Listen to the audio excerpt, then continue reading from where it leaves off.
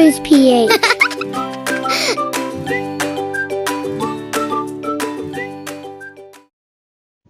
Ang unang kasalanan.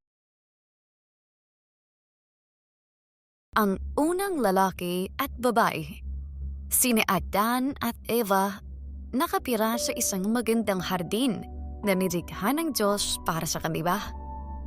Ngunit, dumating si Satanas bilang isang mantarayang ahas at pinukso sina Adan at Eva. Sinabi pa ng Diyos na huwag kayong kakain ng pula sa mga punong ito.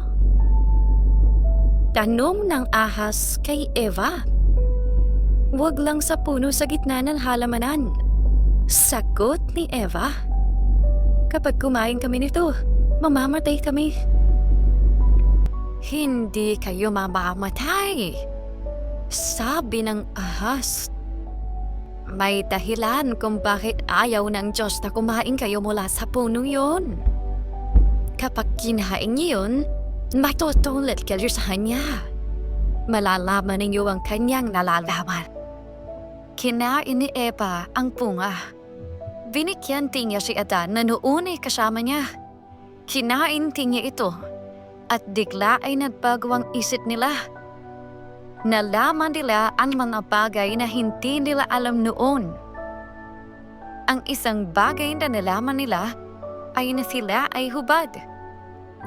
Nagtahi sila ng mga dahon para ipantakip sa kanilang mga sarili. Noon ay hindi sila natatakot o nahihiya, kaya't nalaman nilang may mali.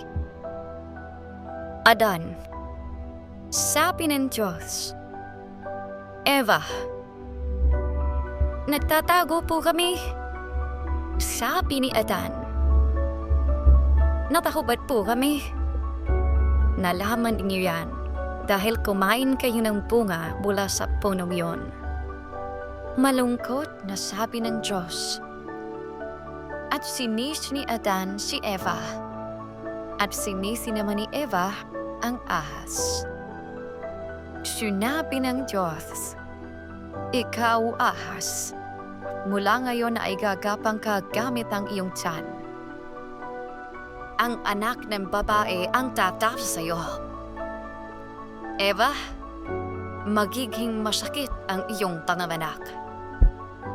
Adan, ang paghahanap ng pagkain ay magiging mahirap para sa iyo."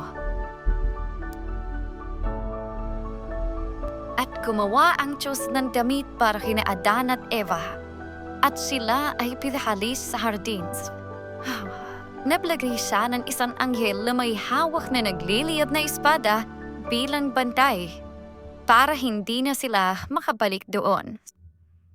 At diyan nagsimula ang unang kasalanan ng tao. Ang aral ng kwento natin ngayon ay matuto tayong sumunod sa kung ano ang tamang sundin na ipinagbabawal sa atin.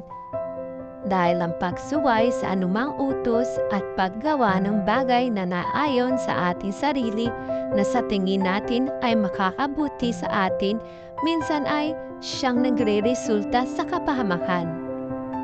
Kaya mga bata, matuto tayong sumunod sa ating mga magulang dahil sila ang nakakaalam ng mas makakabuti sa atin. Dahil ang pagsunod sa ating mga magulang ay para na ding paggalang sa ating Diyos na may lalang.